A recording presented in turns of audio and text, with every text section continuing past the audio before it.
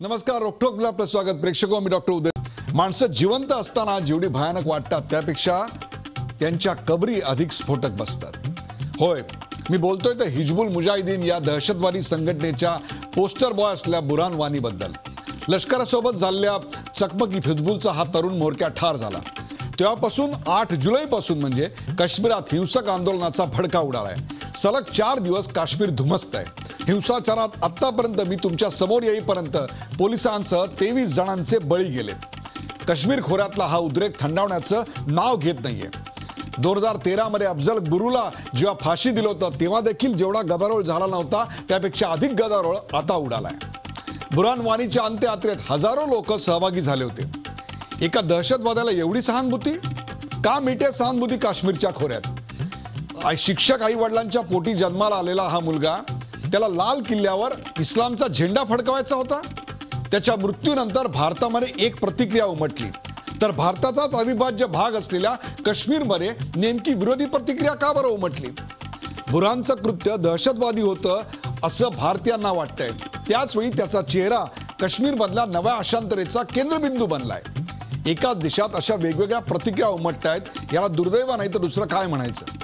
बुरहानच्या मृत्यूनंतर हिजबुल मुजाहिदीन संघटना अधिक सशक्त होईल अशी भीती व्यक्त केली जाते. ती कितपत खरी आहे? पाकिस्तानातून आलेल्या घुसखोर दहशतवाद्यांपेक्षा देशांतर्गत निर्माण झालेल्या दहशतवाद्यांची संख्या का बरं वाढतेय? भारताचं लष्कर आमचं दुश्मन आहे असं बुरहान एका व्हिडिओत म्हणतो. काश्मीरी तरुणांना भारतीय लष्कर खरोखरच दुश्मन वाटतंय? काश्मीरातल्या सध्याच्या परिस्थितीला लष्कर किती जबाबदार आहे? लष्कराचं आणि प्रशासनाचं काय चुकतंय? बुरहानला चकमकीत ठार मारण्यात चूक झाली की त्याच्या मृत्यूनंतरची परिस्थिती हाताळण्यात सरकार कमी पडलं? बुरहानचा मृतदेह पाकिस्तानी ध्वजामध्ये लपेटण्यात आला होता. हे नेमकं कशाचं लक्षण आहे? त्याच्या मृत्यूबद्दल पाकिस्तानी पंतप्रधान नवाज शरीफ यांनी खेद व्यक्त केला. त्यांची ही प्रतिक्रिया नेमकं काय सांगते? बोलकी नाही का ही प्रतिक्रिया? रस्त्यावर उतरून आंदोलन करणाऱ्या प्रत्येक काश्मीरी तरुणाकडे आपण आता संशयित म्हणून पाहणार आहोत का? जम्मू काश्मीर सरकार बनवण्यासाठी पीडीपी आणि भाजप यांच्यात एक किमान समान कार्यक्रम ठरला होता. त्यात अशी प्रकरणं कशी हाताळावीत याबाबतचं मार्गदर्शन होतं की नव्हतं? इन्सानियत, काश्मीरियत आणि जमहुरियत असं माजी पंतप्रधान अटल बिहारी वाजपेयींचं तत्वज्ञान होतं. सध्याच्या नरेंद्र मोदी सरकारचं दहशतवादाच्या विरोधाचं नेमकं धोरण तरी काय? गेल्या वर्षी मोदी सरकारनं काश्मीरच्या विकासासाठी तब्बल 80,000 कोटी एवढ्या प्रचंड मोठ्या रकमेचं पॅकेज जाहीर केलं होतं. विकासाची चर्चा हा दहशतवादावरचा कायमस्वरूपी तोडगा होऊ शकतो का? बुरहान वानीच्या मृत्यूच्या निमित्तानं काश्मीर पुढच्या अशांततेची बीजं रोवली गेल्यात का? आणि या फोफावलेल्या दहशतवादाचा बिमोड कसा करणार? चला, यासारख्या असंख्य प्रश्नांचा वेध घेऊयात आजच्या खास रोखोक कार्यक्रमात धुमसते बर्फ.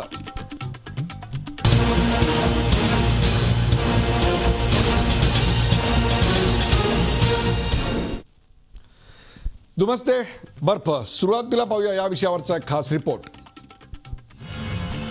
काश्मीरातील बर्फ पुन्हा पेटलाय. हिंसाचाराच्या आगीत काश्मीर पुन्हा एकदा धगधगतंय.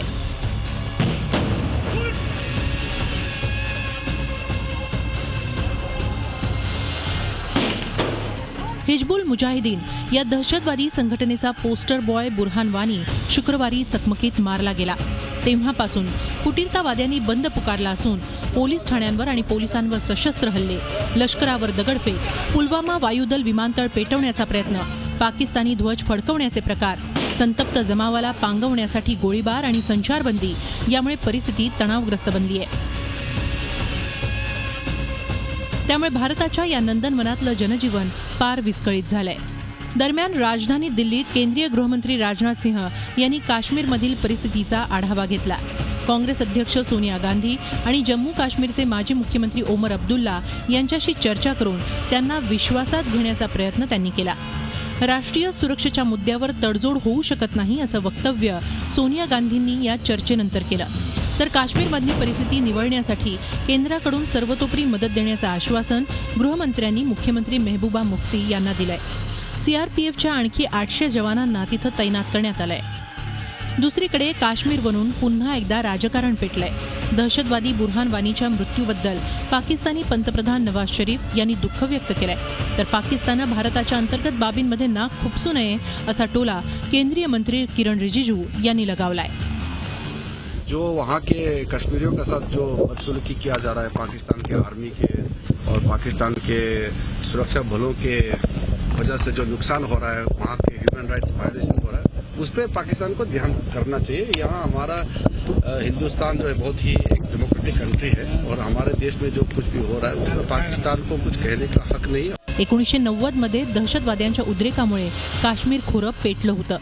आता पुन्हा एकदा काश्मीर अशांत करण्याचे प्रयत्न पाकिस्तान धार्जिण्या फुटीरतावाद्यांनी सुरू केले आहेत. केंद्र सरकार या शक्तींचा बिमोड कसा करणार याकडे सर्वांचं लक्ष लागलंय.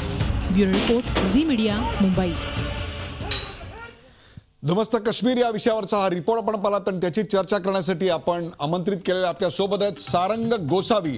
सारंग गोसावी हे सामाजिक कार्यकर्ते आहेत आणि त्यांच्या असीम फाउंडेशन तर्फे जम्मू आणि काश्मीरच्या खोऱ्यात अनेक सामाजिक शैक्षणिक असे उपक्रम त्यांनी उभे केलेत. असीमजी, या कार्यक्रमात आपलं स्वागत.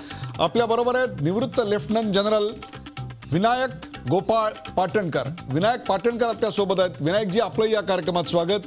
राजीव सातव, काँग्रेसचे खासदार राजीव सातव आपल्या बरोबर आहेत. राजीवजी, आपलंही स्वागत. आणि जाहिद भट, सरद या संस्थेचे समन्वयक आणि काश्मीर विषयावर काम करणाऱ्या या अत्यंत महत्त्वाच्या अशा संस्थेचे समन्वयक असलेले जाहिद भट आपल्या बरोबर आहेत. आणि काही क्षणातच आपल्या बरोबर सतीश सिन्नरकर, जम्मू काश्मीर अध्ययन केंद्राचे आणि उजव्या विचारसरणीशी संबंधित असलेले सतीश सिन्नरकर हे काही क्षणात या कार्यक्रमात आपल्या सोबत असणार आहेत. धुमस्त काश्मीर या प्रश्नाच्या ज्या दोन बाजू आहेत त्यातला पहिला मुद्दा जो आपण चर्चेला घेणार आहोत तो आपण आपल्या पडद्यावर पाहू शकतो. आणि तो पहिला मुद्दा आहे, बुरहान वानीच्या निमित्तानं दहशतवाद का वाढतोय. बुरहान वानीच्या निमित्तानं दहशतवाद का वाढतोय. आपण थेट जाऊया सारंग गोसावी यांच्याकडे. सारंग गोसावी हे असीम फाउंडेशन, मी मगाशी सांगितलं त्याप्रमाणे संस्था चालवतात आणि त्यांचा काश्मीरमधल्या तरुणांशी आणि तिथल्या समस्येशी अत्यंत जवळचा संबंध आहे. सारंग,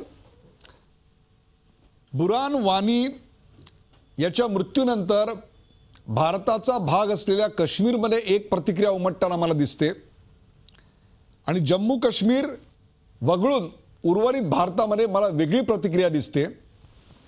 काय घ्यायचा याचा अर्थ?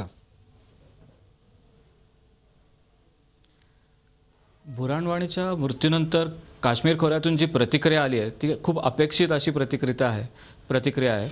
आजवरच्या चर्चांना झालेले अपयश, त्यातून 90च्या आधीचे काश्मीरमध्ये पाहिलेलं, ज्यांनी पाहिलं नाही अशांमध्ये असलेली ऊर्जा आणि त्यांना गैरसमजातून निर्माण झालेली आझादीची ओढ आणि त्यासाठीची जिद्द, त्यातच राजकीय नेतृत्वाकडनं आलेली पूर्ण निराशा आणि मग आयुष्यात काहीतरी विधायक करून दाखवायचं असं कुठलं आयडलच नाही किंवा असं कोणी समोरच नाही, असा आदर्शच नाही. त्यामुळे काय करायचं तर त्यामुळे आपल्याला आपला जो खतखत आहे आपल्यामधली ती बाहेर काढायची, ती कुठल्या मार्गाने बाहेर काढायची यासाठी मार्ग शोधायचा. अशा प्रकारचा कायमच काश्मीरमधल्या तरुणांमध्ये तयार झालेली एक भावना आहे. त्या भावनेचं रूपांतर हे कुठलाही अतिरेकी मेला की मग अनेक वेळा रस्त्यावर यायचं, त्याच्यासाठीचं वेगवेगळ्या प्रकारे त्याचा जनाजामध्ये सामील व्हायचं, त्याला सपोर्ट करायचा, असं चालतं.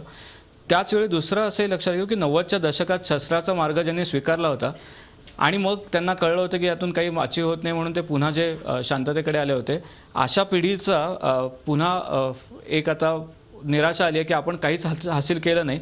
त्यांना बुरहानच्या रूपाने एक नवीन चैतन्य मिळालं होतं आणि त्यामुळे बुरहानबरोबर जो सरताज शेख जो गेला अतिरेकी, 3 जण गेले, त्यातला एक सरताज शेख होता जो असाच आधीचा मिलिटंट होता आणि जो पुन्हा याच्यामध्ये आला होता. त्यामुळे या सगळ्यांमधली जी खतखत आहे ती बाहेर येते.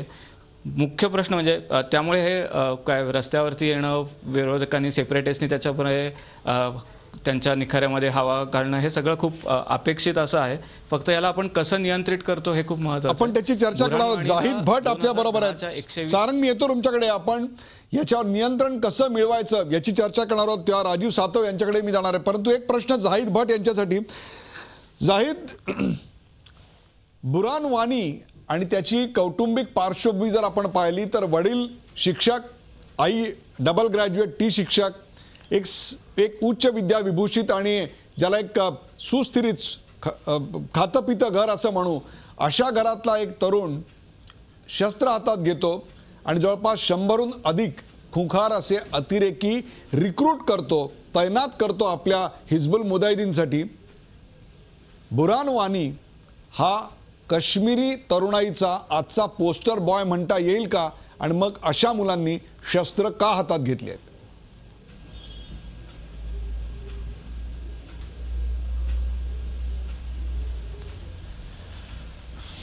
नमस्कार. माझं असं म्हणणं आहे की बुरहान वानी जो आहे त्यांनी शस्त्र हातात घेतला ह्या त्याचा वैयक्तिक मुद्दा आहे. त्यांनी त्याच्या त्याच्या भावाला जे काय आपण स्टोरी ऐकतोय, त्याच्या भावाला मारलं गेला, मग त्यांनी त्याच्यासाठी ते शस्त्र उचलले. मग त्याला राग होता आपल्या लष्करी विरोधी, त्याला राग होता लष्करीबद्दल आणि पोलीसबद्दल. आणि जे जम्मू काश्मीरचं युथ आहे कुठं ना कुठं तरी राग आहेच. म्हणजे एवढं वर्ष झाले लष्करीबद्दल राग आहे, तिकडचे जे लोकल सुरक्षा दल आहे त्यांच्याबद्दल राग आहे मनात. तर हा राग आता बाहेर पडतोय. हे आता त्यांना ही संधी मिळाली आहे की तुम्ही अफजल गुरुचं तेव्हा बघा, तेव्हा पण असंच झालं, लोक रोडवर आले, आत्ताही असं झालं आणि कधी ना कधी असं होत राहतंय. आणि सर्वात महत्त्वाचं की पॉलिटिकल इन्स्टेबिलिटी तिथं खूप आहे.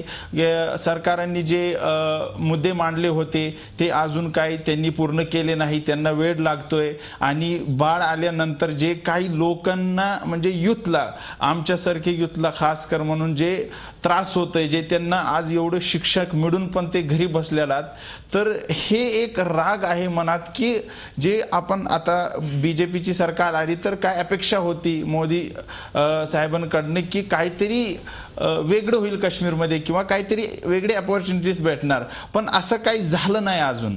तर एक पॉलिटिकल इन्स्टेबिलिटीमुळे पण एक राग आहे. पण तरी पण एवढं नाहीये जेवढं आधी होतं. आता बरंच कमी झालंय, खूप कमी झालंय. बरोबर. आता तुम्ही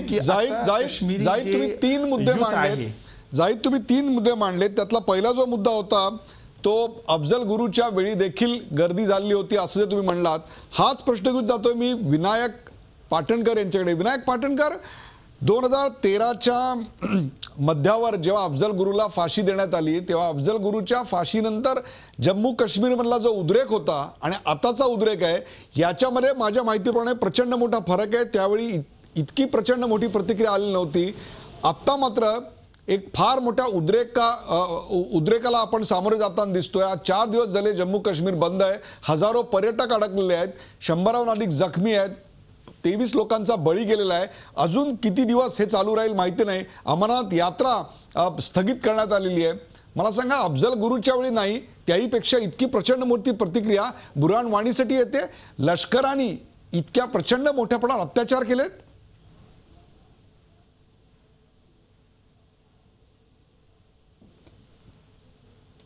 तुम्ही म्हणलात तसं यावेळीची जी प्रतिक्रिया आहे संख्येच्या दृष्टीने निश्चितच जास्त आहे, वेळाच्या दृष्टीने सुद्धा अनेक दिवस टिकली आहे. हे खरं असलं तरी अशी प्रतिक्रिया ही काश्मीरमध्ये नवीन नाही.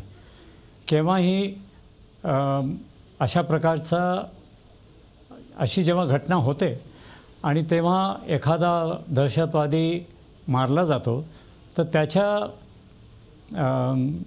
अंत्ययात्रेला अनेक लोक सहभागी होतात आणि घोषणा दिल्या जातात. हे आजच नाही, गेले जवळजवळ 20 वर्षापासून चालू आहे. तुम्ही म्हटलात तो एक फरक मात्र निश्चित जाणवतो की संख्येच्या दृष्टीने यावेळी जितकी लोक त्या अंत्ययात्रेत सामील झाली, त्याच्यानंतर जे जाळपोळ आणि दंगे सुरू आहेत त्याच्यात सामील झाले, त्याचं कारण थोडंसं वेगळं आहे आणि ते आपण आता या चर्चेत निश्चितच ते पुढे येईल असं मला वाटतं. प्रमुख त्याच्यात असं आहे की वाणी आणि त्याचे जे साथी होते त्यांनी एक वेगळ्या प्रकारचं तरुण नेतृत्व काश्मीरी जनतेच्या तरुण पिढीच्या समोर आणलं. त्या नेतृत्वात आणि त्याच्या आधीच्या नेतृत्वात एक मोठा फरक असा की हे सगळे शिकले सवरलेले आणि दुसऱ्याच मार्गाचा अवलंब करणारे, सोशल मीडियाचा अवलंब करणारे तसंच त्यांच्या ज्या घोषणा होत्या त्या प्रो काश्मीर होत्या, प्रो पाकिस्तान नव्हत्या. हे आपल्याला लक्षात घ्यायला हवं. पाकिस्तानचं चुलीवर आपल्या भाकऱ्या भाजून घेतल्या आणि आजही तुमच्या आधीच्या बातमीमुळे मला एक लक्षात आलं की त्यांचे पंतप्रधानसुद्धा त्याच्यावरच भाष्य करतायत. पण हा पाकिस्तानचा त्याच्यातनं काय फायदा घ्यायचा हा त्यांचा दृष्टिकोन आहे. पण हे जे नवीन नेतृत्व आणि एक रॉबिनहूड सारखी एक व्यक्ती बुरहान वानीच्या स्वरूपात पुढे आली आणि त्याला तो प्रतिसाद मिळाला, याला एक कारण वेगळंच आहे. वेगळं अशा ज्या पद्धतीने मी तुमच्या पुढे मांडलं होतं की त्याचा पूर्ण रोख जो होता तो असा होता की आम्ही शिकले सवरलेले, आम्ही सगळं जाणतो, आम्हाला सोशल मीडिया म्हणजे काय माहिती आहे, त्यामुळे मोबिलायझेशन आम्ही करू शकतो की लोकांची मतं आम्ही ओव्हरनाईट बदलू शकतो, जिंकू शकतो. अशी जी त्यांनी असं जे धोरण त्यांनी अंगीकारलं त्याच्यामुळे हा जो प्रतिसाद होता हा प्रचंड होता. तुम्हाला एक हां बोला. या सोशल मीडिया किंवा मीडियाच्या धोरणाचं एक दुसरं उदाहरण देतो की आणि ते या दहशतवादाशी निगडीत नाही आहे, उलट एका चांगल्या दृष्टीने मी ते सांगणार आहे. तुम्हाला आठवत असेल की इतकी युद्ध झाली पाकिस्तानशी, पण त्याच्यातलं सगळ्यात जास्त युद्ध जे लोकांच्या मनाला भिडलं आणि पूर्ण भारतभर एक अशी उर्मी किंवा अशी एक लाट आली ती कारगिल युद्धात आली. त्याला कारण मीडियाची प्रसिद्धी किंवा त्यावेळी न्यूज किंवा बातम्या ज्या एका क्षणात सगळीकडे पसरवण्याची जी ताकद नवीन निर्माण झाली होती त्याच्यामुळे ते घडलं. याच्या आधीही तसं घडत होतं पण त्याची प्रतिक्रिया तशी नाही झाली देशभर. आता हे तुम्ही नेगेटिव्ह दृष्टीने पाहिलं ते बुरहान वाणीच्या मला विनायक पाटणकर हाच तर तुम्ही आता जो सोशल मीडियाचा मुद्दा मांडलाय ना त्याला अनुसरून दोन मुद्दे पुढे येत आहेत. त्यातला एक मुद्दा असा आहे की बुरहान वाणी सारखे तरुण ज्यांचे आई वडील हेडमास्टर आहेत, शिक्षक आहेत, आई डबल ग्रॅज्युएट आहेत, अशी पदव्युत्तर घरातली मुलं आज शस्त्र हातात घेत आहेत. 7 जूनचा बुरहान वाणीचा एक व्हिडिओ आहे आणि त्या व्हिडिओमध्ये तो काश्मीरी तरुणांना काय सांगतोय? तो काश्मीरी तरुणांना सांगतोय की आपला दुश्मन कोण आहे तर भारतीय लष्कर आहे.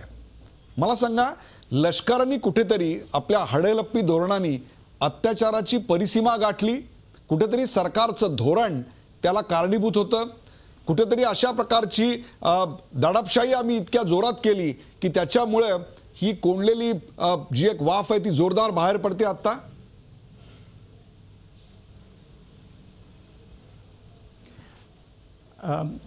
असं पहा की प्रॉपगंडा हे एक फार मोठं शस्त्र आहे. तुम्ही एकच गोष्ट 100 वेळा लोकांच्या समोर आणली तर त्या लोकांना शेवटी ती खरी वाटायला लागते. दुसऱ्या महायुद्धात जर्मनीने हेच केलं होतं, तुम्हाला आठवत असेल. पण हा मुद्दा नाही आहे. मुद्दा असा आहे की या एका बुरहान वाणीच्या वक्तव्यात आपण एका बाजूला ठेवलं तर तुम्ही काश्मीरमध्ये खेड्यापाड्यात जाऊन जर लोकांशी कोणी जाऊन चर्चा केली तर आपल्याला असं लक्षात येईल की भारतीय लष्कर हे एक चांगल्या प्रतीचं काम करत आहे, त्यांची मदत करत आहे, अनेक प्रकारे त्यांचं जीवन सुसह्य करत आहे अशी तुम्हाला प्रतिक्रिया मिळेल. आणि हे 2002 पासून मी पाहतोय की गेल्या 10-15 वर्ष हेच पुढे येत आहे. पण होतं काय की अशा सोशल मीडियाचं जे वक्तव्य आहे ते सगळ्यांच्या समोर जास्त येतं, अगदी पार इंटरनॅशनल मीडियापर्यंत हे सगळं पसरतं. खेड्यापाड्यात जे घडतं किंवा जे आपसात देवाणघेवाण असते त्याची प्रसिद्धी कधीच होत नाही. त्यामुळे हे जे तो सांगत होता ते सगळं आपल्याला खरं मानण्याचे काही कारण नाही आहे. नाही पाटणकर साहेब काही घटनांमध्ये एखादा मुद्दा खरं मानण्याचा नाही आहे. मुद्दा हा काश्मीरी तरुणांवर त्या व्हिडिओचा पडलेल्या प्रभावाचा आहे. राजीव सातव आपल्या बरोबर आहे. राजीव सातव, एकीकडे नवाज शरीफ यांनी त्याबद्दल खेद व्यक्त केला, दुसरीकडे आपण जाहिद भट याची प्रतिक्रिया पाहिलीत की मोदी सरकार आल्यानंतर आम्हाला काही अपेक्षा होत्या, त्या अपेक्षा पूर्ण होताना दिसत नाहीत, त्यामुळे एक प्रकारचं नैराश्य आलंय, ते नैराश्य बाहेर येत आहे. ही मंडळी जी आहेत ती पाकिस्तानच्या बाजूनी नाही आहेत, पण त्यांना आझाद काश्मीर अशा प्रकारची भावना त्यांच्या मनामध्ये आहे. सोशल मीडियाचा प्रचंड मोठा वापर केला जातोय. शिक्षित घरातला एक नवा चेहरा, दहशतवादाचा एक नवा चेहरा की जो तरुणाईला आकर्षित करू शकतो, असा चेहरा बुरहान वाणीच्या रूपानं समोर आला होता. काय वाटतं आपल्याला, संरक्षण दल किंवा आमचं प्रशासन नेमकं कुठे चुकलं? बुरहान वाणीला मारण्यात का तो मारल्यानंतर बुरहान वाणीला मारण्यात का बुरहान वाणीला मारल्यानंतरची जी परिस्थिती निर्माण झाली ती हाताळण्यात? उदय सर, आत्ताच्या आपल्या चर्चेमध्ये 2-3 मुद्दे समोर आले. एक मुद्दा हा होता की ही एवढी प्रतिक्रिया कशी आली. ही प्रतिक्रिया फक्त बुरहान वाणीमुळे आली का? तर याच्यातलं माझं म्हणणं असं आहे की ही बुरहान वाणीमुळे आलेली प्रतिक्रिया नाही. ही मागच्या अनेक दिवसाच्या अनेक घटनांचा परिपाक आहे. म्हणजे काय, ज्यावेळेस 2014 मध्ये पूर आला होता जम्मू काश्मीरमध्ये, मी स्वतः 1 महिना जम्मू काश्मीरमध्ये श्रीनगरला होतो. त्या पुराच्या नंतर केंद्र सरकारनं जी आश्वासने दिलेली होती, त्या पुराच्या नंतर ज्या घोषणा करण्यात आलेल्या होत्या की आम्ही तुमचं नीट पुनर्वसन करू, आम्ही येणाऱ्या काळामध्ये तुम्हाला रोजगाराच्या संधी उपलब्ध करून देऊ, त्या गोष्टीला आता जवळजवळ 2 वर्षाचा कार्यकाळ झाला. आणि या 2 वर्षाच्या कार्यकाळामध्ये जमिनीवर काय आहे तर जमिनीवर काही आलेलं नाही. लोकांना रोजगार मिळाले का तर त्याचं उत्तर नाही असं आहे. लोकांचं पुनर्वसन झालं का तर त्याचं उत्तर नाही असं आहे. आणि त्यामुळं मागच्या 2 वर्षात जर आपण पाहिलं असेल तर ती परिस्थिती चिघळत गेली. तुम्ही 2013चा उल्लेख केला की अफजल गुरुची फाशीचा विषय झाला आणि त्यावेळेस एवढी प्रतिक्रिया नव्हती. तर ह्या मागच्या जर 2 वर्षात पाहिलं असेल तर ज्या पद्धतीनं सरकारनं काळजी घ्यायला पाहिजे होती. आज PDP भाजपचं सरकार आहे, त्यांना सरकार चालवायचं आहे, आमचं काही त्याच्यात म्हणणं नाही. परंतु बाकीच्या राज्यात जाऊन तुम्ही आश्वासनं देता आणि जम्मू काश्मीरमध्ये आश्वासनं देता, याच्यात फरक आहे. बिहारमध्ये जाऊन तुम्ही आश्वासन द्या, विसरून जा, ठीक आहे, लोक पुढं विचार करतील. परंतु जम्मू काश्मीरमध्ये जर तुम्ही एखादी गोष्ट सांगत असाल तर ती केली पाहिजे आणि ती मागच्या 2 वर्षात केली नाही. दुसरं, हे लष्कराचं अपयश आहे असं मी अजिबात मानत नाही. लष्कर म्हणजे काय, लष्कर हे शासनाचं प्रतीक आहे. शासन कुठंतरी फेल झालेलं आहे. आणि याची सुरुवात कुठून झाली? याची सुरुवात आपण मागच्या 2 वर्षात पाकिस्तान संदर्भात घेतलेल्या एकदम सॉफ्ट भूमिकेचा हा परिपाक आहे. आपण नवाज शरीफांनी न बोलवताच आपण नवाज शरीफांना भेटायला जातो, वाढदिवसाचा केक खायला घालतो, त्यांच्या नातीच्या लग्नाला जातो, त्यांना काही गळे भेट करतो, शाल साडी भेट देतो. जरूर भेट द्या. परंतु मागच्या 10 वर्षात मनमोहन सिंगांचं सरकार होतं, त्या काळातही अशा घटना घडल्या. परंतु मनमोहन सिंग हे दिसायला जरी सॉफ्ट असले तरी पाकिस्तानच्या संदर्भातलं धोरण हे अत्यंत कडक असं राहिलेलं होतं. परंतु मागच्या 2 वर्षात मोदी सरकारने हे धोरण अत्यंत सॉफ्ट केलं. पाकिस्तान आपल्याला जुमानासे झाला. तुम्ही पाहिलं असेल की मागच्या 6 महिन्यात 1 वर्षामध्ये पाकिस्ताननं जितका वेळा काश्मीरचा प्रश्न आंतरराष्ट्रीय व्यासपीठावर काढला तेवढा यापूर्वी कधीही निघालेला नव्हता. किंवा पाकिस्ताननं सरहद्दीवर ज्या फायरिंग झालेल्या आहेत, म्हणजे जर आपण कंपॅरिझन केलं तर सगळ्यात जास्त फायरिंग ह्या सरहद्दीवर पाकिस्तानकडून मागच्या 2 वर्षात झालेला आहे. आणि त्यामुळे कुठेतरी आता तरी हा पॉलिटिकल अँगल सुद्धा मला ह्याच्यात घ्यायचा नाही, कारण काश्मीर आणि जम्मू काश्मीर हा सेन्सिटिव्ह विषय आहे. आता तरी मोदी सरकारने या बाबतीत सिरियस झालं पाहिजे. तुम्ही बघा की जर आपण अमेरिकेचं उदाहरण घेतलं, बराक ओबामा त्यांचा दौरा सोडून परत आले. आमचे पंतप्रधान प्रत्येक देश फिरत चालतात, जरूर फिरा, प्रत्येक देशात जा, पण ज्यावेळेस काश्मीर जळत आहे त्यावेळेस तरी गृहमंत्र्यांनी श्रीनगरला जाऊन बसणं जरुरी आहे. आज जसं गृहमंत्र्यांनी फोन केला, हीच प्रतिक्रिया थोडी आधी लवकर केली असती तर निश्चित फरक पडला असता. आता तरी मोदी सरकारनं, त्यांचं राज्यात सरकार आहे, त्यांचं केंद्रात सरकार आहे, आता तरी थोडंसं सिरियसली या इश्यूकडे पाहायची गरज आहे. एकच मुद्दा आहे तो म्हणजे जम्मू काश्मीर मधला हा अशांततेचा जो आता टापू निर्माण झाला आहे त्याला आपण कसं थांबवणार आहोत, हा दहशतवाद आत्ताचा कसा रोखणार आहोत. ब्रेक नंतरची चर्चा करूया. कुठे जाऊ नका, पाहत राहा झी24 आज आपण पाहताय दुमस्त काश्मीर.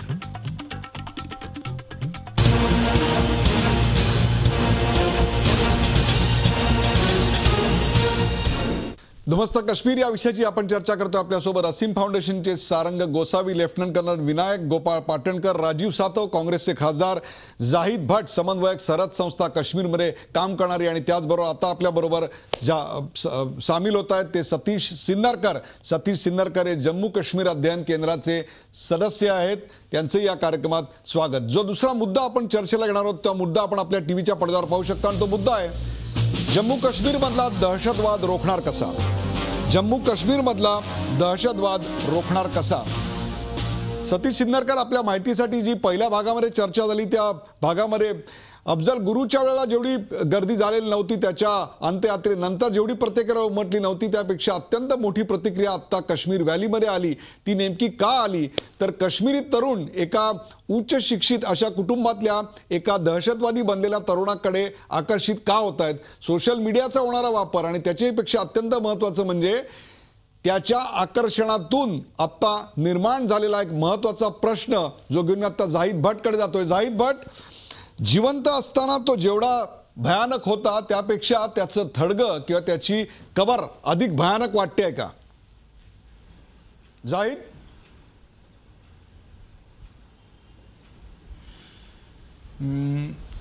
सर, पहिला मुद्दा असा आहे की आता म्हणजे जम्मू काश्मीरमधली परिस्थिती खूप वाईट झालेली आहे काही 2-3 दिवसांत, आणि ह्याच्यामुळं झाली की आता बुरहान वानीची जे हत्या झाली ते तर तयच होतं की जेव्हा त्यांनी शस्त्र हातात घेतलं तर त्याला माहिती होतं की माझी एक ना एकदा मृत्यू होणारच आहे, आणि हा त्याचा वैयक्तिक एक हे होतं. आणि त्याच्या वडिलांनाही सांगितलं की मला माहीत होतं माझ्या मुलांनी जेव्हा बंदूक उचलली तर त्याला एक ना एक दिवशी मृत्यू तय आहे.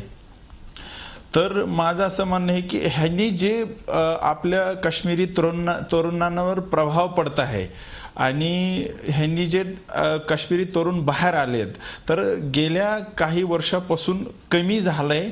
आणि हे असं जे म्हणजे काश्मीरमध्ये त्रास खूप झालाय, लोकांनी खूप सहन केलंय, खूप त्रास झालाय. आणि पहिलं खूप होतं, आज 10-15 वर्ष आधी खूप होतं, पण आत्ता कमी झालंय, आत्ता तेवढं नाहीये. आणि ज्या मुलांनी ज्यांनी हे सहन केलंय तर त्यांच्या हा मनातला एक आता त्यांना एक संधी भेटली की हा बाहेर येतोय त्यांच्या मनातला हा सगळं राग, त्यांच्या रस्त्यावर येणं. बरोबर आहे जाहीद. हा काही नवीन मुद्दा, हाच प्रश्न घेऊन मी जातोय सारंग गोसावी यांच्याकडे. सारंग गोसावी, जिवंत असताना तो जेवढा भयानक होता त्यापेक्षा सुद्धा त्याच्या कबरीतून किंवा त्याच्या थडग्यावरून तो जास्त भयानक वाटतोय. हो, असं वाटतंय, कारण काश्मीरच्या पूर्णपणे काश्मीरी अशा आतंकवादाला आज एक नवीन चेहरा बुरहानच्या रूपाने मिळाला होता. जसं मगाशी पाटणकर सरांनी सांगितलं की एक नवीन सोशल मीडियाचा वापर करून त्यांनी रोमॅन्टिसिझम तयार केला आहे काश्मीरी युवकांमध्ये. काश्मीरी माणसांनी नेहमी 4 गोष्टी मागितल्यात कायमच. तो कधीही तुम्ही काश्मीरमध्ये गेलात की काश्मीरी माणूस खूप विचार करून पुन्हा तुमच्यासमोर त्या 4 गोष्टी हट्टाने मागतो. ते म्हणजे आमचा प्लेबिसाईट आम्हाला मिळालं नाही, आम्हाला ऑटोनॉमी पाहिजे होतं, आमचं राजकीय अस्तित्वच तुम्ही अजिबात टिकू दिलं नाही, आम्हाला डिमिलिटरायझेशन पाहिजे जे तुम्ही होऊ देत नाही, आणि चौथं म्हणजे आम्हाला इथे रोजगाराच्या संधी नाही, इथे आमच्यासाठी डेव्हलपमेंट केली जात नाही. यातले अनेक मुद्दे हे इररिलेव्हंट आहेत, परंतु हे इररिलेव्हंट मुद्दे असले तरीही हे संवेदनशील आहेत काश्मीर म्हणताना, आणि त्यामुळे ते समजून घेऊन त्याची जाण असणं, आणि आम्ही हे समजून घेतो आहे, आम्हाला तुमच्या दुःखाची जाणीव आहे, ही जाणीव समजून घेताना आपण खूप कमी पडलो आहे. आणि ते कमी पडल्यामुळे आपल्याला त्याचा योग्य प्रकारे उत्तर देणं हे जमत नाही. आपण कायमच प्रतिक्रिया देतोय. म्हणजे बुरहान तयार झाला की बुरहानला मारल्यावरती होणारा हा जो काही आवेग आहे हा अगदी अपेक्षित आहे, आणि त्याला आपण आता उत्तरं देत बसलेलो आहोत. आपण स्वतःहून प्रोएक्टिव्हली कुठल्याच गोष्टी करत नाही. अजून एक खूप महत्त्वाचा मुद्दा मला इथे मांडावासा वाटतो तो म्हणजे की ही आत्ताची जी चळवळ आहे ना, मगाशी पाकिस्तानचा उल्लेख आला, मला असं वाटत नाही की पाकिस्तानचा यात काही विशेष आता रोल आहे, कारण ते स्वतःच सांभाळण्यामध्ये आता खूप गुंतलेले आहेत. परंतु आज काश्मीरमधला तरुण हे या रोमॅन्टिसिझममधनं ओढला जातो आहे, आणि याला जे त्यावेळी म्हणजे 90 साली कदाचित पाकिस्तानने दिलेलं तत्त्वज्ञान होतं, परंतु आत्ताचं जे तत्त्वज्ञान आहे ना हे खूप मोठं युनिव्हर्सल फिलॉसॉफी आहे त्याच्यामध्ये इस्लामची, आणि त्याच्यामधनं मी माझ्या कुठल्या तरी जिहादसाठी प्राण द्यायलाही तयार होणं, आणि त्याला एक जो मोठं रोमॅन्टिसिझम आलं आहे हा मुद्दा खूप महत्त्वाचा तिथे घेतला जातोय आणि याचा प्रवेश आता हळूहळू कुठेतरी काश्मीरमध्ये घडतोय की काय असं वाटतंय. दुसरं की मगाशी आपला मुद्दा आला की आर्मीबद्दल आपण विरोध का होतोय, तर असं लक्षात घेऊ की आर्मी हे फक्त रिप्रेझेंटेशन ऑफ इंडिया आहे, जसं सातव सर म्हणले तसं. पण मी जन्माला आल्याला मी काय बघतो, तर मला कुठेतरी बुलेट प्रूफ जॅकेट घातलेला एक माणूस दिसतो. शाळेत जाताना कदाचित जर मला हायवे क्रॉस करायचा असता तर चूक नाही, पण त्यांचा एक नियम म्हणून त्यांची कदाचित आधी बघितले गेलेले दप्तराचे सगळे चेक करणं, कारण कदाचित कॅरियर म्हणून त्याचा वापर होतोय का काय याची शंका असू शकते, अशी माहिती असू शकते. पण there is no courtesy to put it back because they have lot of other duties to do. आणि या सगळ्यातनं मनामध्ये कुठेतरी खंत असते किंवा खेद असतो, आणि मग तो खेद जो बाहेर काढायचा आहे त्याच्यासाठी मला वाट मिळत नसते. आणि मग कधीतरी असं कळतं की नाही, 2008ला जसं अमरनाथवरनं पेटवलं गेलं, 2009ला जसं शोपियानच्या रेपवरनं पेटवलं गेलं, 2010ला माचिलच्या एकंदरीत मारहाणीवरनं 3 फेक एन्काउंटरमुळे पेटवलं गेलं, असं तरुणांना पेटवलं जातं. आणि मग त्यांच्यातले हा जो कुठली जरी खतखत आहे ती बाहेर यायला फक्त त्यांच्याकडे दगड आणि किंवा शस्त्र असा मार्ग मिळतोय. बुरांनी शस्त्र घेतलं, बुरांनी त्याला सोशल मीडियावर रोमॅन्टिसिझम दिलं. खूप मोठा धोका आज आहे. सारंग, आतापर्यंत काश्मीरमधले जे दहशतवादी होते ते घुसखोर दहशतवादी होते. ते पाकिस्तानमधून किंवा पाक ऑक्युपाईड काश्मीरमधून, पाक व्याप्त काश्मीरमधून काश्मीरमध्ये आपल्या भूभागावर आलेले असे आतंकवादी होते.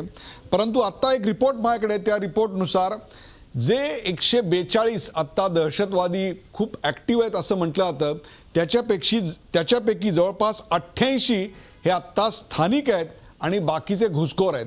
काही वर्षापूर्वी हा आकडा एक्झॅक्टली उलटा असायचा, बाहेरून जास्त असायचे आणि इथले कमी असायचे.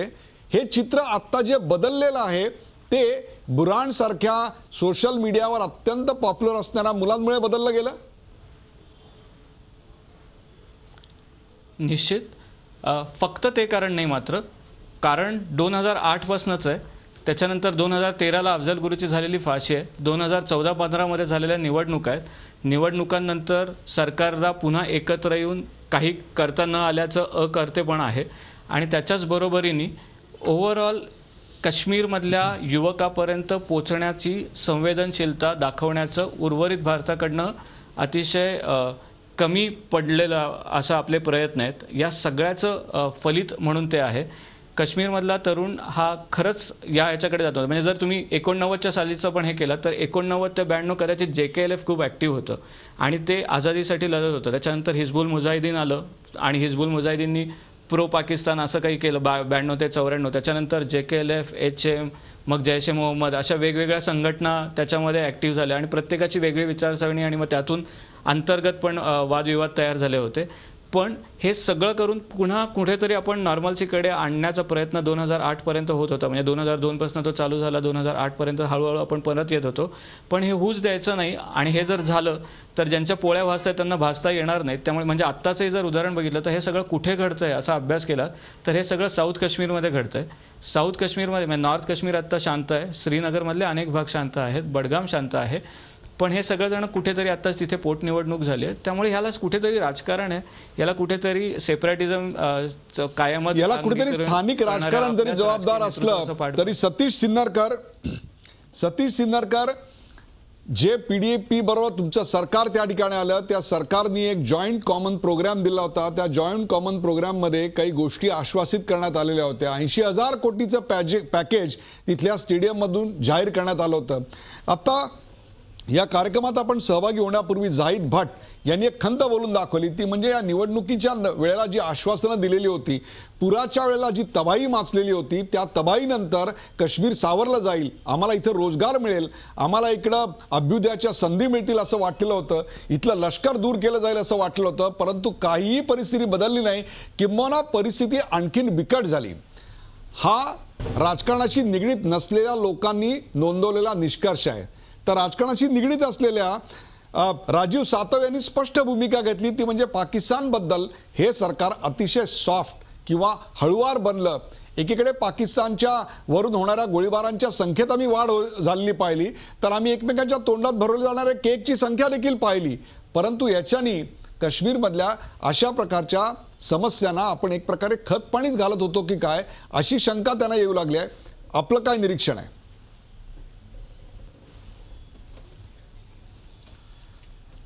डॉक्टर, पहिली गोष्ट म्हणजे अशी आहे की जम्मू काश्मीर अध्ययन केंद्र किंवा स्टडी सेंटर, ज्याचा मी प्रतिनिधी म्हणून इथे आलेलो आहे, त्याचा तसा राजकारणाशी काही संबंध नाही.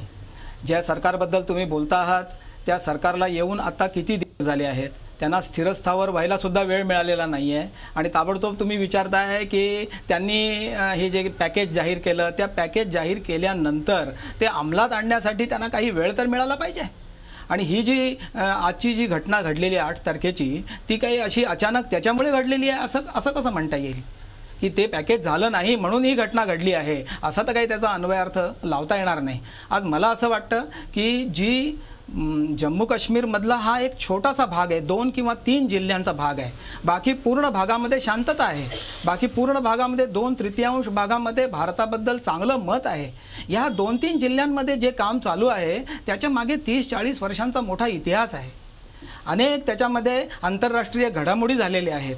आणि ही गोष्ट जम्मू काश्मीरमधल्या किंवा उर्वरित भारतातल्या लोकांना फार माहिती नाही आहे. आमच्या सेंटरचं काम हे आहे की लोकांना जास्तीत जास्त या बाबतीमध्ये जागृत करणे, त्यांना या बाबतीतली माहिती सांगणे. त्याच्यात अनेक कायदेविषयक, त्याच्याबद्दल वकिलांना सुद्धा माहिती नाही आहे. त्यामुळे या बाबतीमध्ये काय करता येईल हा एक मोठा लॉंग स्ट्रॅटेजीचा विषय आहे. आणि सगळ्या जगभर दहशतवाद चालू आहे, कुठे एकट्या काश्मीरमध्ये चालू आहे असं तर म्हणता येणार नाही. त्यामुळे या तरुणांसाठी मला खूप वाईट वाटलं की एका तरुणाच्या अंत्ययात्रेमध्ये एवढे 30-40 हजार लोक येतात. आणि म्हणजे त्यांच्या दृष्टीने तो हिरो आहे, आमच्या दृष्टीने तो दहशतवादी आहे. परंतु ही गॅप का आहे, तर ह्याचं सगळं जे आहे त्याचा फार मोठा एक अभ्यास करण्याची आवश्यकता आहे. हे असं नुसतं आपल्याला वरवर पॅकेजबद्दल आपण सरकार राजीव असं कसं चालेल. आपण राजीव सातव यांचं म्हणणं ऐकून घ्या. राजीव सातव. उदय सर, मोदी साहेबांना या देशातल्या जनतेनं 5 वर्षासाठी म्हणजे 1825 दिवसासाठी निवडून दिलेला आहे. 1825 दिवसापैकी 750 पावणे 800 दिवसाचा कार्यकाळ संपला. 30%. जर पहिल्या 750 पावणे 800 दिवसामध्ये जर तुम्हाला करता येत नसेल, 30% कार्यकाळ संपला. मग 30% जर तुमचा कार्यकाळ संपला असेल आणि 30%मध्ये जर तुम्ही काहीच परफॉर्मन्स देणार नसाल, तर मग 5 वर्ष झाल्यावर परफॉर्मन्स देणार आहात का? असं चालू शकत नाही. 6 महिने ठीक आहे, नवीन आहात तुम्ही, वर्षभर तुम्ही नवीन आहात, 1.5 वर्ष तुम्ही नवीन आहात का, 2 वर्ष तुम्ही नवीन आहात का, 2.25 वर्ष तुम्हाला आता होत आली आणि तरी तुम्ही नवीन आहात सांगतात, पहिली गोष्ट. दुसरं तुम्ही बघा की यांनी जम्मू काश्मीरमध्ये सरकार स्थापन केलं. सरकार स्थापन केल्यानंतर तुमचंच सरकार आहे, PDP आणि भाजप दोघं मिळून तुम्ही काम करत आहात. मग रिझल्ट द्यायला अडचण काय? तुमचं सरकार आल्यानंतर पत्रकार परिषदेमध्ये भाजपच्या उपमुख्यमंत्र्याला शेजारी बसून जर पहिलं स्टेटमेंट झालं असेल तर जम्मू काश्मीरमधल्या निवडणुकांसाठीचं क्रेडिट हे पाकिस्तान आणि फुटीरतावादी गटाला देण्यात आलं. ज्या अफजल गुरुच्या संदर्भात आपण चर्चा करतो, PDP त्याला शहीद मानते. म्हणजे बेसिकली तुमचे आयडिओलॉजिकली डिफरन्स आहेत. आणि आयडिओलॉजिकल डिफरन्स आहेत. तुम्हाला जम्मू काश्मीरसाठी सरकार चालवायचं जरूर चालवा, पण रिझल्ट तरी द्या ना. जर 30% कार्यकाळ तुमचा झाला आणि तरी तुम्ही हातात काही देणार नसाल, पूर येऊन गेल्यानंतर आता 1.5-2 वर्ष झाली आणि तरी सुद्धा जर त्या लोकांच्या हाताला काही लागणार नसेल, आता मगाशी भट्टनं जसं सांगितलं की रोजगाराच्या संधी जर तुम्ही आम्हाला उपलब्धच करून देणार नसाल, तर शेवटी तरुण करणार काय, हा सुद्धा सगळ्यात महत्त्वाचा प्रश्न आहे. आपण सतीश सिन्नरकर यांच्याकडे या प्रश्नाचं उत्तर तर घेऊयात, पण त्याला जोडून एक सतीशजी आणखीन एक महत्त्वाचा प्रश्न आहे. तो म्हणजे दहशतवादाला हरवायचं असेल तर त्याला दहशतवादाचं उत्तर देण्याकरता दहशतवाद जिथून ज्या तत्वज्ञानातनं निर्माण होतं त्या तत्वज्ञानाचा जर पराभव केला तर त्याचा प्रभाव कमी होतो.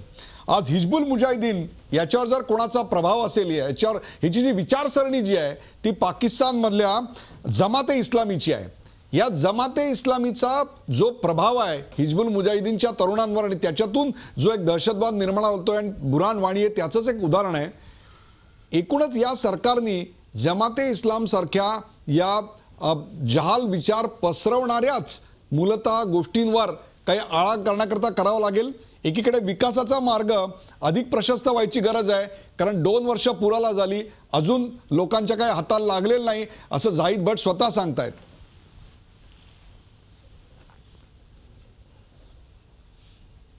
उदय सर. हा सतीश सिन्नरकर बोला. असं वाटतं की हा, बोलू ना मी? हा बोला. हां, मला असं वाटतं की हा जो विचार बदलण्यात या पद्धतीने ज्या विचाराने हे दहशतवादी कृत्य करता आहेत त्याच्या मागे त्यांनी आपलं एक स्वतःचं एक फिलॉसॉफी तयार केलेली आहे आणि त्याला उत्तर तुम्ही काय देणार आहात याचा एक फार मोठ्या प्रमाणावरती एक विचार करून स्ट्रॅटेजी बनवून एक दीर्घकाळाचं काम करावं लागणार आहे. हे थोडक्या काळामध्ये होणारं काम नाही आहे, कारण हे जगामध्ये आता IS रूपाने आपण बघतो आहोत किंवा निरनिराळ्या देशांमध्ये सुद्धा हे येतं आहे आणि त्याचं काय उत्तर द्यावं याच्यासाठी सर्व ठिकाणी मंथन चालू आहे. त्यामुळे असं एखाद्या काश्मीरमधल्या किंवा एखाद्या छोट्या हिस्सामध्ये होणाऱ्या दहशतवादाचं आपण तात्कालिक उत्तर आपण असं देऊ शकणार नाही. पण जो विकासाचा मुद्दा आहे तो माझ्या दृष्टीने अत्यंत महत्त्वाचा आहे आणि त्याचबरोबर तिथले स्थानिक तरुण जसे आज उर्वरित भारतातल्या तरुणांमध्ये एक ॲस्पायरिंग यूथ आहे तसं तिथल्या तरुणांना का वाटत नाही, तिथले तरुण या मार्गाकडे का जातात, त्यांच्यापर्यंत पोहोचण्यासाठी आपल्याला सरकारी किंवा लष्करी या मार्गाव्यतिरिक्त सामाजिक पूल असे काही निर्माण करता येतील का की त्या माध्यमातून या तरुणांना या मार्गापासून आपल्याला परावृत्त करता येईल. सतीश सिन्नरकर, एक मुद्दा असा आहे की अटल बिहारी वाजपेयी ज्यावेळेला पंतप्रधान होते तेव्हा त्यांनी एक अत्यंत 3 महत्त्वाची सूत्र सांगितली होती. इन्सानियत, कश्मीरियत आणि जमहुरियत. याच्यापासून कुठेतरी आत्ताचं सरकार ढळलं असं वाटतं आपल्याला? नाही, अजिबात वाटत नाही. आणि त्या दृष्टीने आता खरं म्हणलं तर हे जे सरकार आहे ते ठामपणे एक पाऊल उचलत आहे आणि मिलिटरीला किंवा तिथल्या सरकारला ज्या प्रकारच्या सूचना देण्यात येत आहेत, दिल्या जात आहेत, त्यावरून हा प्रश्न लवकरात लवकर सुटावा ही सरकारची त्याच्यातून दृष्टी नजरेस येते आहे स्पष्टपणे. आणि ठीक आहे की याला वेळ लागेल, तो वेळ द्यायला आपण तयार नाही आहोत आणि त्या वेळामध्ये घडणाऱ्या या ज्या घटना आहेत त्या घटनांना तात्कालिक महत्त्व मिळतं आहे. सतीश सिन्नरकर, तुम्ही जो वेळेचा मुद्दा मांडताय तो वेळेचा मुद्दा एक निश्चित आहे, परंतु राजीव सातव, मनमोहन सिंग यांच्या काळातलं काश्मीरबद्दलचं आमचं पाकिस्तानची असलेली भूमिका आणि आत्ताची भूमिका याच्यामध्ये आपल्याला काही एक मूलभूत फरक जाणवतोय का? आत्ता कुठेतरी ध्रुवीकरणाचा अजेंडा जास्त झालाय त्याची प्रतिक्रिया आल्या, अशा प्रकारचे काही इंटरनेटवर लेख या संदर्भात प्रसारित केले जात आहेत, त्याला आपण काय उत्तर द्याल? उदय सर, पहिली गोष्ट म्हणजे यात पाकिस्तानचा हात नाही असं जर काय. राजीव सातव बोला. ह्याच्यामध्ये पाकिस्तानचा हात नाही किंवा पाकिस्तानचा रोल नाही असं जर काही जणांचा समज असेल तर तो पूर्णपणे चुकीचा आहे. 2 तासापूर्वी भारताचे मंत्री जितेंद्र सिंग यांनी स्टेटमेंट दिलेलं आहे की या सगळ्या ह्याच्यामध्ये पाकिस्तानचा हात आहे. म्हणजे पहिली गोष्ट काय आहे की याच्यामध्ये पाकिस्तानचा रोल आहे हे भारत सरकारनं कबूल केलेला आहे. दुसरा याच्यामधला सगळ्यात महत्त्वाचा विषय जो आहे की काश्मीर समस्या याच्याकडे वेगळ्या अर्थानं तुम्हाला पाहावं लागेल. ही कुठल्या तरी एका जिल्ह्यातली दुसऱ्या जिल्ह्यातली समस्या म्हणून याकडे तुम्हाला पाहता येणार नाही. काश्मीर हा सेन्सिटिव्ह पार्ट आहे, त्याच्याकडे तुम्हाला लष्कराच्या माध्यमातून हा प्रश्न सोडवता येणार नाही. तुम्हाला जर हा प्रश्न सोडवायचा असेल तर काश्मीरी लोकांना, काश्मीरी युवकांना तुम्हाला विश्वास द्यावा लागेल आणि विश्वास द्यायचा असेल तर काही ठोस कृती व्हावी लागेल. ज्या मसरत आलमला जो मोठा दहशतवादी होता, टेररिस्ट होता, त्याला 8 दिवसात ह्या भाजप आणि PDPच्या सरकारनं 8 दिवसात सोडलं. सांगायचं तात्पर्य असं की एकीकडं त्या सरकारमधला एक पार्ट सांगतंय की ह्या निवडणुका पाकिस्तानमुळे झाल्या, याच्यामध्ये ज्या टेररिस्ट ग्रुप आहेत त्यांचं सहकार्य आहे, आणि दुसरीकडे तुम्ही प्रखर राष्ट्रवादाची भूमिका मांडता. असं नाही होऊ शकत. तुम्हाला काश्मीरमधल्या तरुणांबरोबर आणि लोकांबरोबर बसावं लागेल, त्यांचा सेंटिमेंट समजून घ्यावे लागतील, तरच हा विषय करता येईल. एकीकडे तुम्ही 370 रद्द करायचा मुद्दा मांडायचा, दुसरीकडे गोहत्याचा मुद्दा मांडायचा आणि मग म्हणायचं काश्मीर धुमस्त आहे. असं नाही होऊ शकत. तुम्हाला काश्मीरमधल्या मुलांबरोबर व्यक्तिशः बसून त्यांना रोजगाराच्या संधी आणि विश्वास की हा देश तुमचा आहे हा विश्वास त्यांना द्यावा लागेल. विनायक पाटणकर, काश्मीरमधील जे आत्ताचं वातावरण आहे ते नॉर्मल व्हायला आपण अजून किती काळ द्याल? कारण काळ ही एक गोष्ट आहे की जी आपण दिली पाहिजे, वेळ ही एक गोष्ट आहे ती आपण दिली पाहिजे, असं सतीश सिन्नरकर वारंवार सांगतायत की आमचा मार्ग बरोबर आहे, फक्त आम्हाला आणखीन काही वेळ हवा आहे. आपलं काय मत आहे? ह्याच्यात 2-3 गोष्टींकडे आपण लक्ष दिलं पाहिजे. सगळ्यात पहिली गोष्ट म्हणजे की अशी जेव्हा एक लाट येते तेव्हा तडकाफडकी काही कारवाई केली तर ती अंगाशी येऊ शकते. तेव्हा थोडासा संयम बाळगूनच आत्ताची जी परिस्थिती आहे त्याच्यावर नियंत्रण करायची आवश्यकता आहे. एक. दुसरं असं की बाकीचे मुद्दे होते ज्याच्यात डेव्हलपमेंटचा जो एजेंडा आहे तो पुढे चालवणे, जनतेला बरोबर करून त्यांच्याशी संवाद साधणे, हे सगळे मुद्दे गेले अनेक वर्ष आपल्या समोर आहेत. त्याच्यात काही नवीन नाही किंवा नवीन सोल्युशनही नाही आहे. परंतु हे एक काश्मीर संबंधी जे धोरण असायला हवं ते आपल्या समोर गेल्या 25 वर्षात आलेलं नाही आहे. तेव्हा गेल्या 2 वर्षात काय झालं किंवा हे नवीन सरकार आल्यानंतर गेल्या 3 महिन्यात काय झालं, अशा संकुचित दृष्टीने पाहिलं तर आपल्याला त्याच्यात योग्य मार्ग दिसणार नाही. तिसरा मुद्दा असा की दहशतवादाचं उत्तर कठोर कारवाईनेच द्यायला हवं. त्याच्यात कुठे कमी म्हणजे पहिल्यांदा तुम्ही सुरुवातीला एक मुद्दा असा मांडला होता की या बुरहान वानीच्या विरोधी कारवाया लष्कराने करायला हव्या होत्या की नाही. मला वाटतं ह्याच्यात काही शंका नाही आहे, कारवाया नक्कीच करायला हव्या होत्या. असं तुम्ही उद्या 100 लोक उभे राहिले आणि सगळ्यांच्याचकडे दुर्लक्ष करायचं तुम्ही ठरवलं, बुलेट फॉर बुलेट. पुन्हा परिस्थिती 1990 साली जशी होती तशी व्हायला वेळ लागणार नाही. तेव्हा वेळ नक्कीच हवा आहे, संवादही करायला हवा आहे आणि नेमकं जनतेला जे हवं आहे ते जर तुम्ही देऊ शकलात. तुम्हाला एक अजून मला गोष्ट सांगायचं फार जरुरी वाटतं. हाच हिजबुल मुजाहिदीन ह्याच्यावरचा विश्वास पाकिस्तानचा उडला होता आणि त्याच्यामुळे पाकिस्ताननी सुरुवातीला JKLFच्या चा बंदोबस्त करण्यासाठी त्यांनी हिजबुल मुजाहिदीनची स्थापना केली, त्यांना सपोर्ट केलं. त्याच्यानंतर हिजबुलच्या हातून काही काम होणार नाही असं तेव्हा त्यांना दिसायला लागलं. तेव्हा त्यांनी लष्कर, जैश ए मोहम्मद, अल बर्क अशा अनेक दहशतवादी संघटनांचं तिथे त्यांनी त्यांच्या कारवाया सुरू केल्या. त्याच्यानंतर 2000मध्ये तुम्हाला आठवत असेल जुलै-ऑगस्ट महिन्याचाच काळ होता, त्याच्यात मजिददारने युनिलॅटरल सीज फायर हिजबुल मुजाहिदीनचीच त्यांनी त्याची घोषणा केली होती. आणि तेव्हा तुम्हाला आठवत असेल की निदान 70% हिजबुल मुजाहिदीन मजिददारच्या बाजूला होते. फक्त जे 30%-35% लोक होते ते नियंत्रण रेषेच्या पलीकडे त्यांची जी संघटना, त्यांचे जे म्होरके होते त्यांच्या बाजूने होते, कारण त्यांना पर्याय नव्हता. तेव्हा अशा प्रकारची जी लाट असते ती येत राहील जोपर्यंत आपण एक धोरण नीट चालवत नाही. सरकार कुठलंही येऊ किंवा जाओ, काश्मीर संबंधी एक धोरण आपण पाळायला हवं आणि ते प्रत्येक सरकारने ते पुढे न्यायला हवं. अत्यंत महत्वाचा आणि योग्य मुद्दा विनायक पाटणकर आपण मानलाय, तो म्हणजे सरकार येतील आणि जातील परंतु काश्मीर संदर्भातलं आपलं धोरण हे पक्ष जसे बदलतात, सत्ता जशी बदलते तसं बदलता कामा नये. प्रेक्षको, धुमस्त काश्मीर या विषयाची सखोल आणि विश्लेषणात्मक चर्चा आपण पाहिलीत.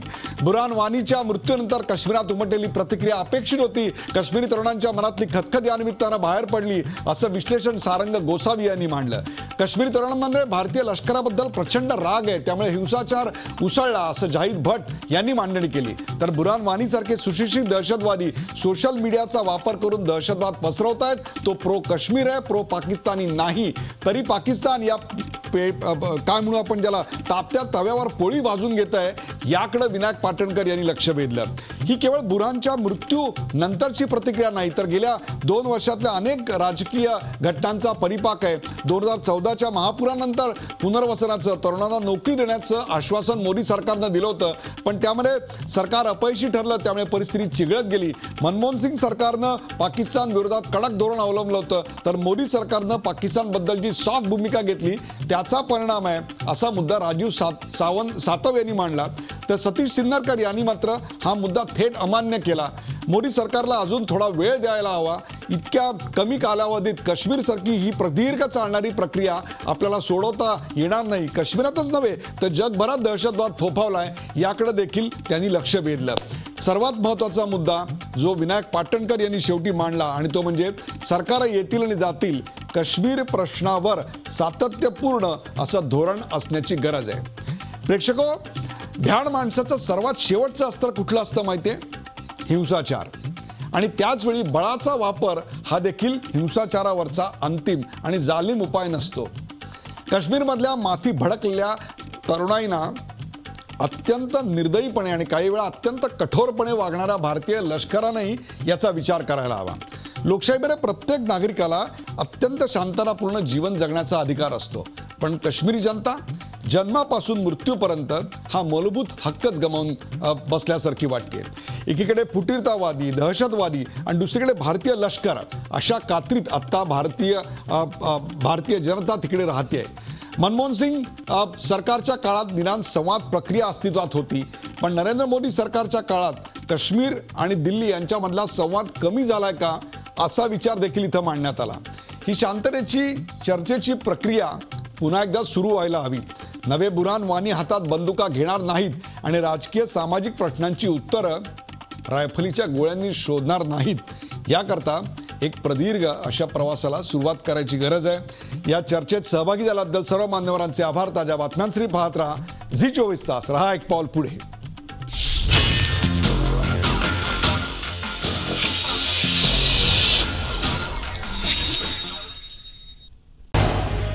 झी24 तास रहा एक पाऊल पुढे.